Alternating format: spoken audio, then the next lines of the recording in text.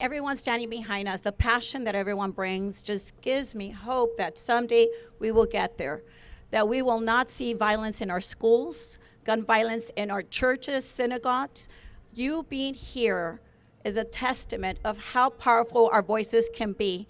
And I want to thank everyone behind me because, as mentioned already, when there is legislation before us, we love seeing our red and we love seeing our orange. So thank you. Again, big round of applause to all of you standing here with us. Big round of applause. Thank you. So I want to thank everyone, again, the organizers, everyone that joined us today. But I want to take a moment just to remember the victims, because I know that we can talk about legislation, but I also have to remind myself of those that we lost. As a teacher, I have to remind people that in years past, we used to send our children off to school just saying, have a good day, be good in school, pay attention. But mothers, family, parents are sending their kids to school with instructions what to do when a shooter is on your campus, what to do when there's a lockdown. Envision 5, 6, 7, 8-year-old students having to manage their lives, having to be responsible for what to do in a moment of crisis. I have to remind us of this little boy in Uvalde. When the shooting began, his classmates perished. And what did he do? This young little boy had to act in that moment. He took the blood from his classmate, smeared it all over his face and his body, and laid underneath all the bodies because he needed to play dead. Think about it for that moment. This young man will carry that for a lifetime. A lifetime. He will always remember the bodies of his classmates sitting down next to him, laying down dead.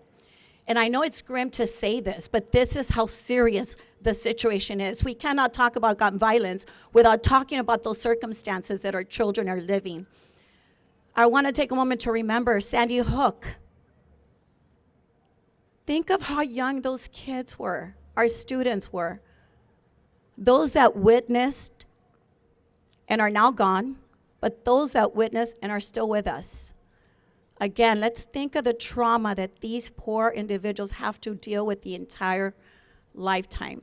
So I want to just acknowledge that people always think it's the life lost because they got, someone shot and that person perished. But it's not just the life that they lost due to gun violence. It's the life that they could have lived. These individuals, these children, our kids didn't have a chance to grow up, graduate. Parents didn't have the opportunity to walk their children down the aisle. See them just, pursue a career, have children, be grandparents. So we not only lose the lives that they had, but the life that they could have lived. And I passed legislation honoring their name, and that is the Sam sisters, Samia, Samara, and Samantha. And I passed legislation named after them, Sam sisters. Their father bought a ghost gun. He had a restraining order. And in that moment, he did not care that those were his children. He took that gun and shot all 3 of them, shot himself, and then shot the chaperone. Ileana, the mom, was left devastated. Her entire life turned upside down.